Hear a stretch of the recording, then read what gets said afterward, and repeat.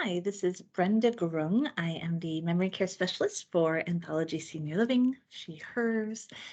And I wanted to record a brief version of the webinar that we hosted live in mid-October for families and families of choice. And this is on dementia and the holidays. I hope this is beneficial to you. So we'll do just a brief introduction to dementia. We'll talk through some specific tips on modifying holiday celebrations to benefit your person who is on a dementia journey. We will then spend some time talking through some strategies to have great interactions, or what you might call great visits. Sometimes as your person is progressing on their dementia journey, we as loved ones may just need some tips how to connect and have a nice visit and be engaged together. So we'll talk through some of that. Okay, so a brief introduction to dementia. And as you're listening this morning, you may already know this, but I just want to make sure we start off on with some of the same terms. So big picture is that dementia is an umbrella term or a general term. It is not a specific disease or a specific diagnosis. So you see in the image right here, dementia is that umbrella, and then there are specific diagnoses under it. And some of them that you see here on the screen are some of the most common dementias. So Alzheimer's is the most common specific dementia diagnosis. And I'd like to say a couple words about some of these others. So Lewy body dementia and Parkinson's related dementia are similar in their symptoms and in their disease path, though the order that those symptoms show up is different. So Parkinson's related dementia, the individual will first have Parkinsonism or Parkinson's disease. And so that may look like muscle impacts or rigidity or stiffness or a certain type of gait. Later in the Parkinson's journey, there may also be a form of dementia called Parkinson's related dementia. That dementia is often, not always, categorized by including paranoia, hallucinations, the similar symptoms for Lewy body dementia, though, I apologize. Though with Lewy body dementia, the order is different. So first there are the dementia symptoms, and later there are the movement and physical symptoms. But very often that same impact of paranoia and hallucination.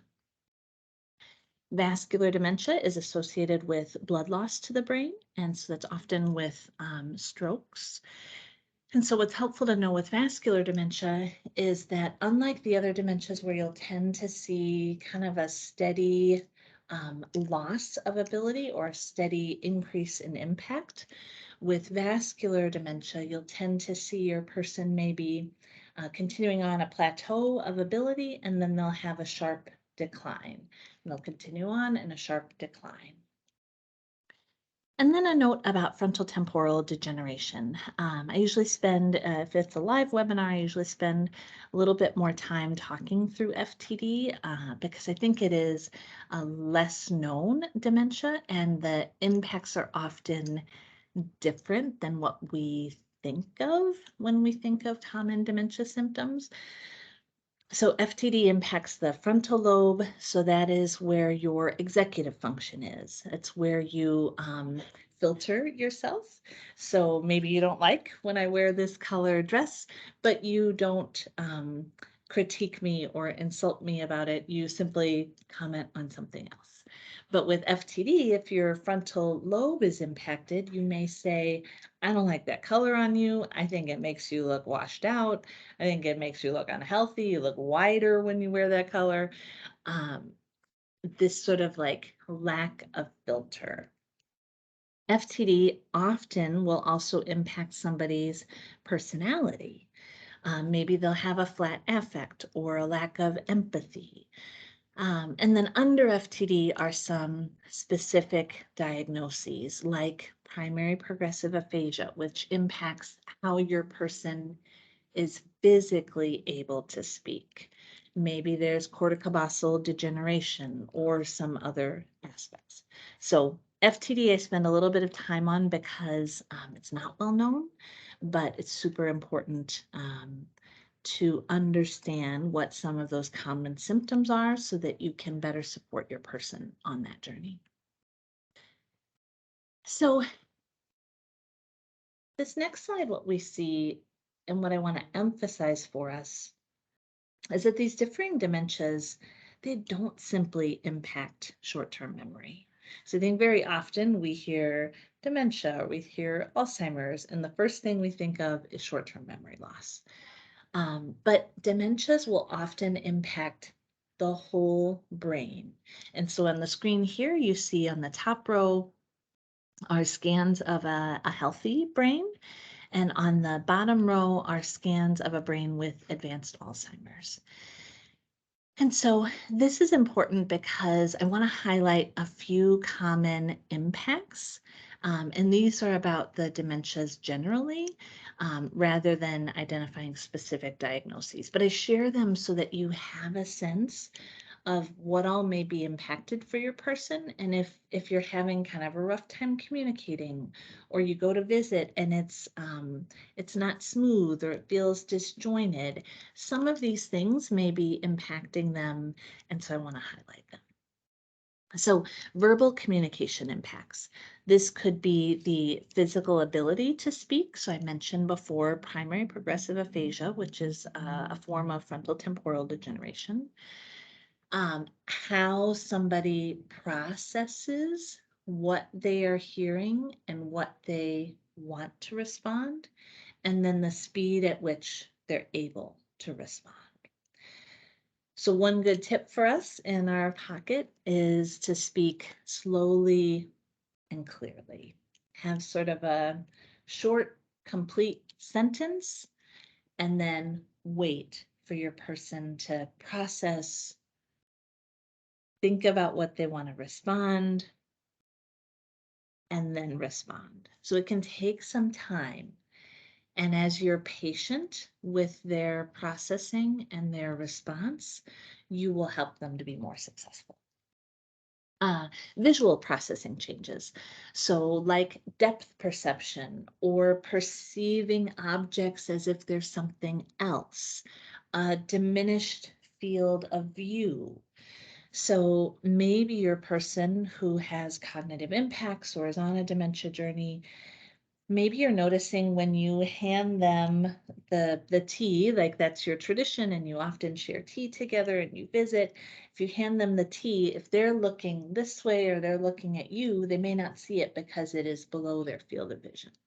Or when you approach your person, you will likely not want to approach from behind, sneak in a hug. You may startle them because they may have a diminished field of view.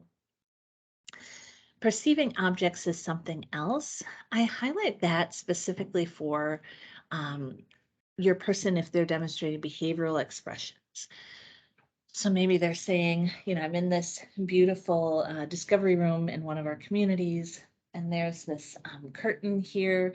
Maybe I see that curtain and I think it's a person who wants to get me. I'm seeing this tall thing, but I think it's something else. We talked a bit a few moments ago about diminished executive function, so that lack of filter, but also impacted decision making. Often, what I didn't include in this slide, believing that they are more capable than they are, impacted initiative. So maybe if we're visiting together and I am on a dementia journey and you say, why don't you go outside? I know you love working in the garden. And I just seem kind of stuck, or I go to the next room and I don't ever really make it outside. Sometimes that ability to get up and go can be impacted. And then kind of similar to that is the impacted ability for a complicated series of actions or a multi-stepped action process. So your person may kind of get stuck in the middle. I alluded to paranoia and hallucinations. Hallucinations can be visual or auditory. The paranoia and suspicion could be where I think somebody is coming in, or I think somebody is under the couch and they're going to get me, or somebody has sort of ulterior motives. So these can be common impacts in the dementia journey. I mentioned with FTD specifically, personality changes, and then impacted short-term memory. So that means I may or may not recall what I had for breakfast. I may recall breakfast, but I may not recall yesterday's sort of activities of the day. So what's helpful there for us is less quizzing of our person, like, hey, Dad, how was lunch? Did you enjoy it? What did you have? And more observational, or more orienting our dialogue and our back and forth to be questions that he can be successful in answering. So we'll talk a bit more about that at the end. And then lastly, sometimes our person is more emotionally rooted at an earlier time in their life. And in one of the live webinars, one of the attendees was like, what does that mean? So that means that maybe your person is in their 80s and they live in one of our anthology communities, or maybe they live in your home, or they live next door to you, but they're thinking about an earlier time in their life. They're sort of more rooted, more connected to the time when they lived on the farm and they were responsible for bringing in the cows after school, or the time when they were a young parent and they needed to get home to take care of the kids, or the time that they worked the night shift or third shift. And so it's in the evening and they're saying, I gotta go, I gotta go. So it's this less rooted in the time that you and I are today and more connected to an earlier time. Okay, so let's pivot to specific tips on modifying your holiday celebrations. So this workshop is Dementia and the Holidays. And what I want to share with you are some practical things you can do so that you and your person can enjoy the holiday season in a way that is meaningful for you all and that your person can be successful. So I shared some of those common symptoms. And so sometimes if we host and facilitate the holidays as we always have, it can be kind of amplifying or triggering or confusing or too much for our person. So the very first thing I want you to do, I'm going to encourage, and just take a moment right now. Think about your person. Think about the holiday rituals or the family celebrations. What are those ones that are the most important to your person? And let's focus on those. So maybe you always do like a family evening, and maybe you do a morning stroll, and then maybe you do another thing, and you do multiple things each day of the holiday. You may pick for your person to just focus on one or two or three or smaller versions of those beloved rituals so that your person can be successful. Now, if you're in a larger family or family of choice, yeah, of course, maybe you want to still host all of those multiple gatherings, but for your person who is on this dementia journey, you want to make smaller, make more manageable the rituals that you involve them in. Number two, I would encourage you to think about time of day that you host. So maybe if you always do a big family hoopla in the evening, but you've started to notice the last few months that your person is a little bit more confused in the evening, or a little bit more anxious, or kind of more accusatory, or just seems like often is wanting to go, then let's not make that that sundowning symptom worse. Let's consider hosting events earlier in the day. Number three, consider smaller gatherings. So if your family of choice is like mine, where there's just so many people and we cram into this small house and it's cramped and busy and loud and there's all this action and people are sort of jostling for space, that may be triggering and amplifying to somebody on a dementia journey. So maybe instead of that one big thing, you think about smaller gatherings. So smaller multiple gatherings. So dividing up the people who normally participate into smaller groups. Or there was a workshop I hosted years ago, and I still remember this family so wise. They were still going to do the big family affair, but they had a quiet, small sort of sitting room like this. And they said, we're going to have mom there. We're going to have people come and go in small groups so that she feels comfortable. She's still involved and she can still participate, but it's not all of this stuff. Number four, what I just sort of alluded to, is definitely manage the environment during those festivities or those family rituals. So maybe they're normally loud and like the kids are running through and the dog and they're singing and there's like banging of a bell. Think about how you can quiet the space, either auditorily or sort of energy and like what's going on, so that your person is more comfortable. Number five, consider the location. So you want it to be comfortable and manageable for your person. So maybe that means it's a smaller space, or maybe it's still a large space, but your person is kind of in a quiet corner. Maybe they're in the next room. You want it to be a space where they feel comfortable. So just something you're catching between the lines, the flow that is common in these is we're modifying so our person can be more successful. Number six, build in plenty of time for rest. So maybe your person takes an afternoon nap every day. We don't want to halt that just for a holiday celebration.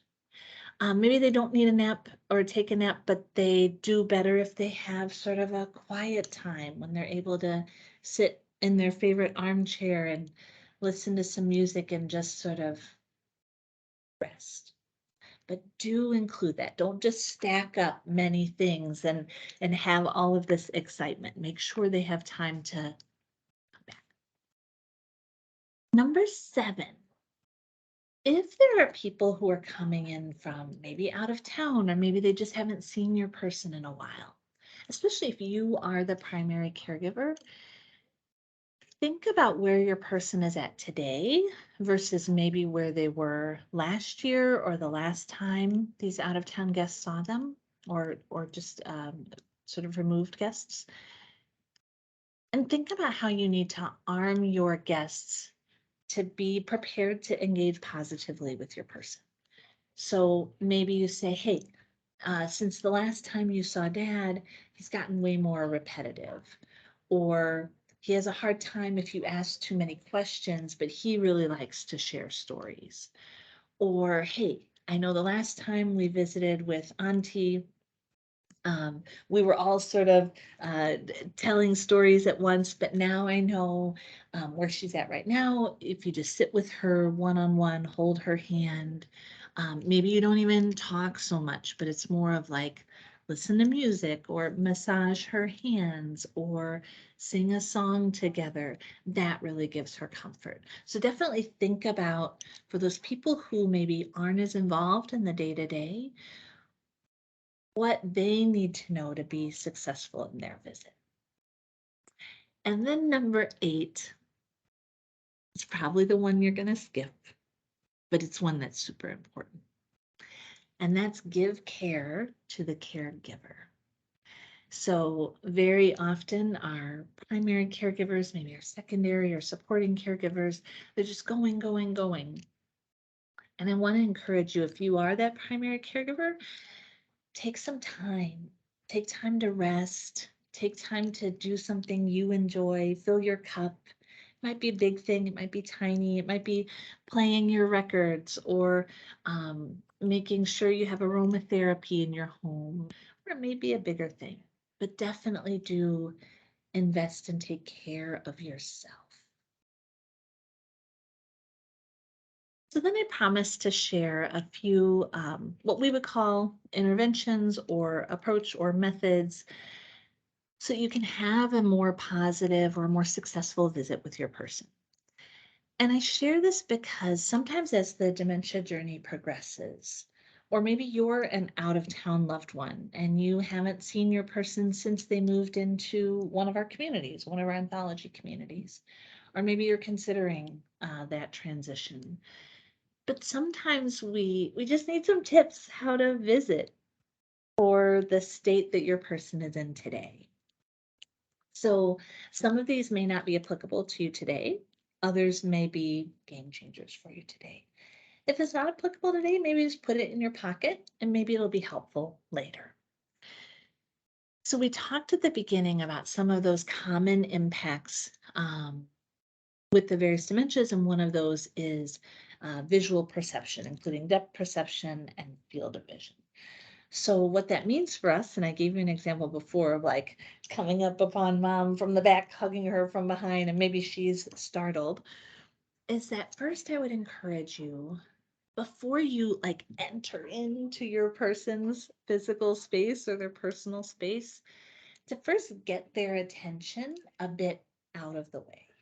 So maybe that's a few feet, maybe it's 6 feet, you will know your person to get a sense, but like get their attention, get their eye, get their ear or their sort of connection before you are physically in their space.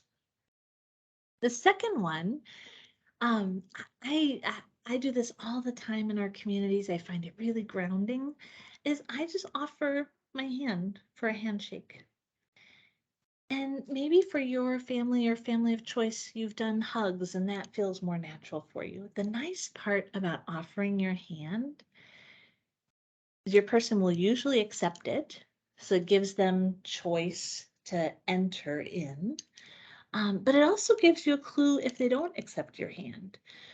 So maybe you think like, oh, like maybe she's having a rougher day, or maybe she doesn't recognize me as somebody who is kind and is meaningful to her.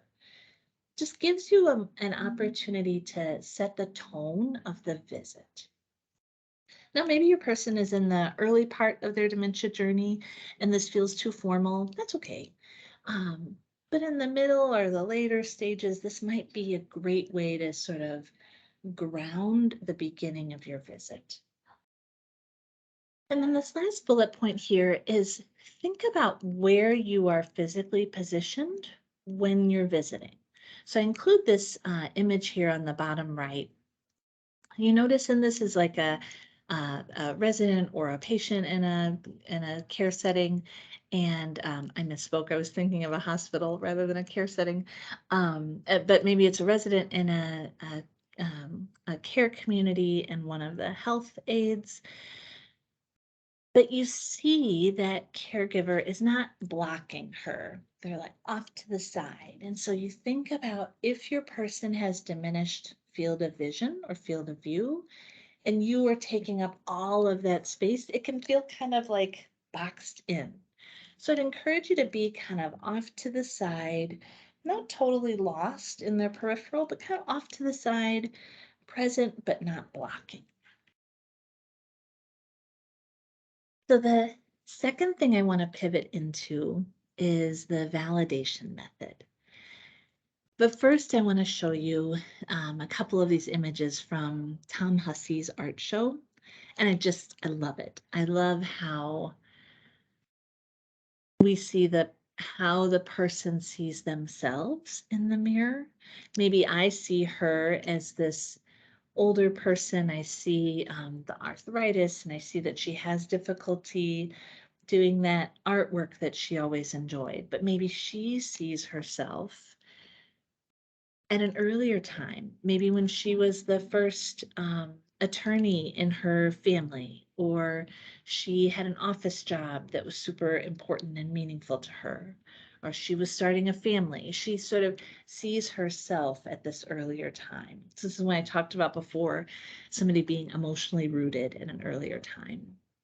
And then the gentleman on the right.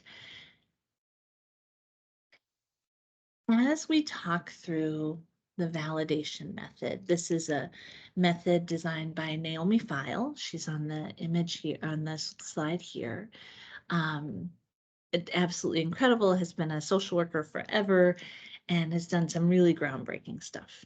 And so what validation means, if your person is more emotionally rooted in an earlier time, and you're visiting with them, and maybe it's late afternoon in their anthology community, and you're having a nice visit, and then they start saying things like, I gotta go.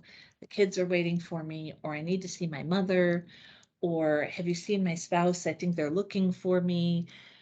And you're thinking, oh gosh, they they're thinking about an earlier time in their life.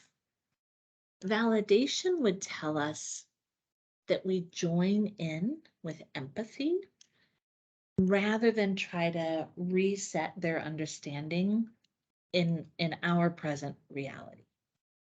So we mirror their emotions, we respond with empathy, and in that we connect with our person and continue their story. Now, this does not mean we're lying to them. It doesn't mean we're trying to distract them, or what we say in senior living, to redirect them. What this is you are actively engaging in their perception.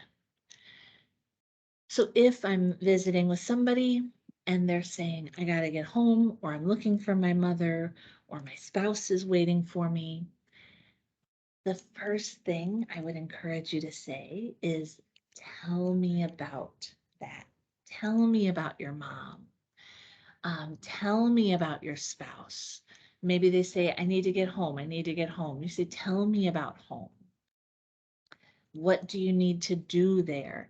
You just sort of softly, with simple questions, simple prompts, lean in with them. If they say, I got to get home, and you say, tell me about home, you may be assuming they're thinking of that ranch home that they lived in before they moved into the anthology community. But maybe they're actually thinking of a much earlier time when they were a young parent and they needed to leave work to get home to the flat to take care of the kids. When you say, tell me about home, that they will be able to give you a sense of where they're emotionally at. They'll say like, well, the kids are waiting for me, or it's my responsibility, or they'll give you some clue. And then you just keep following deeper. I like to say you follow your curiosity, or you ask good discovery questions. But what I want to encourage you here is this is a slow exchange. You aren't saying like, well, tell me about home. And is it the house where you lived in on Lamai Street, or the house you lived in on 14th Street? And you're like, ba, ba, ba, ba, ba, ba, ba, peppering with all of these questions. I want you to slow down and ask just like one thing and invite them to share more. And your person may be at a stage in their journey where they're not as able to verbally communicate.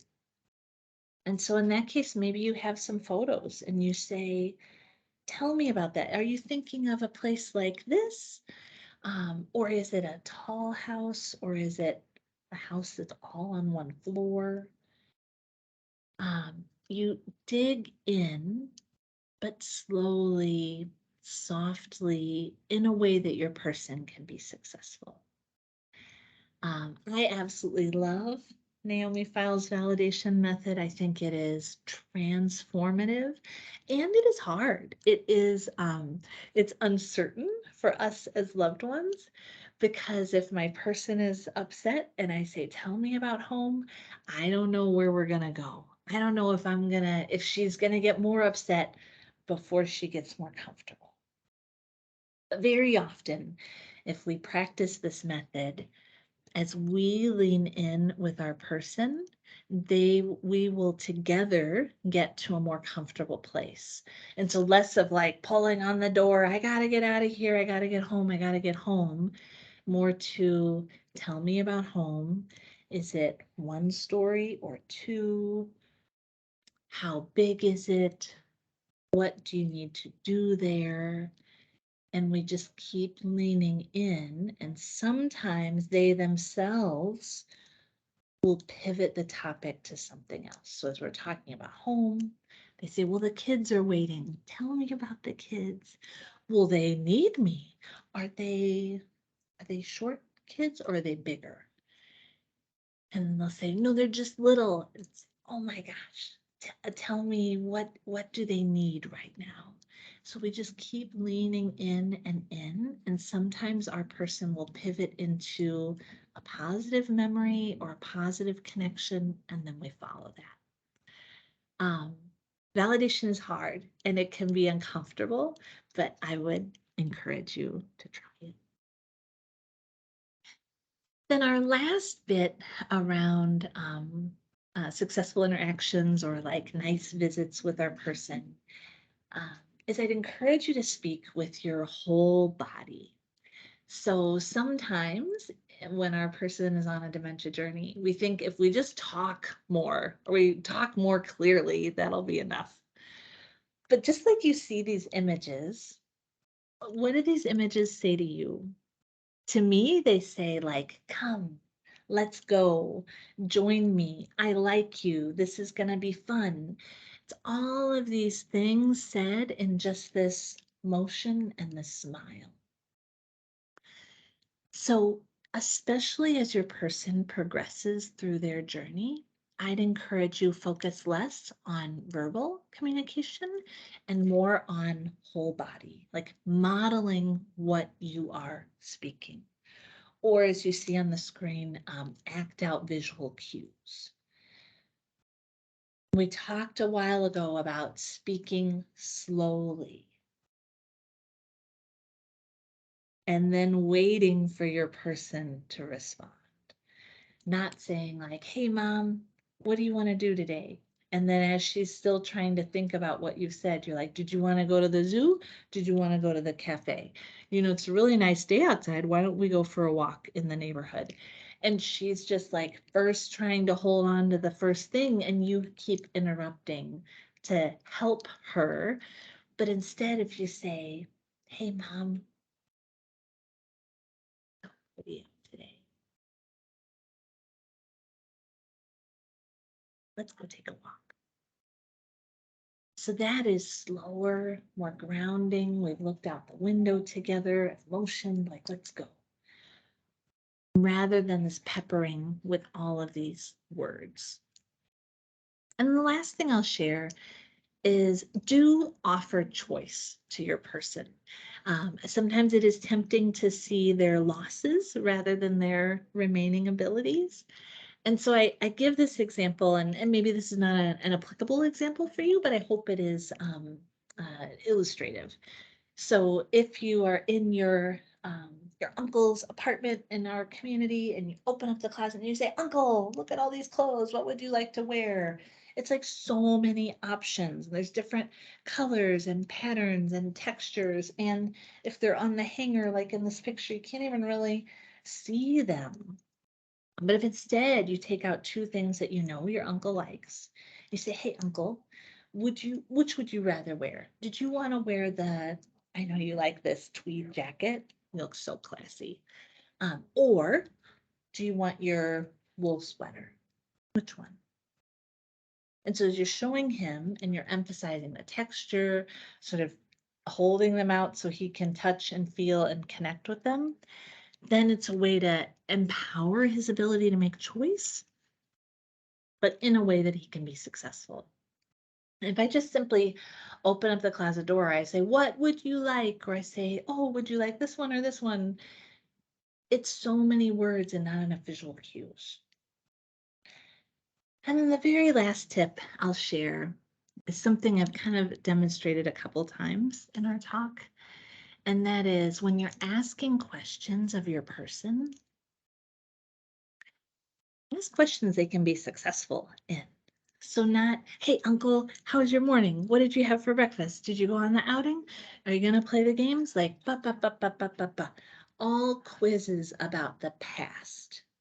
But instead, if you pivot to success-oriented observational questions, then whatever you ask, your person is going to be able to participate and be successful. So maybe I say, Uncle, look at, oh my gosh, the trees are changing. What do you think? I haven't even asked, like, do you like them? What color are they? Tell me about a time when you were younger and you saw did you jump in the leaves? Like all of these questions, but instead, like something that no matter what he says is going to be great. We're going to interact.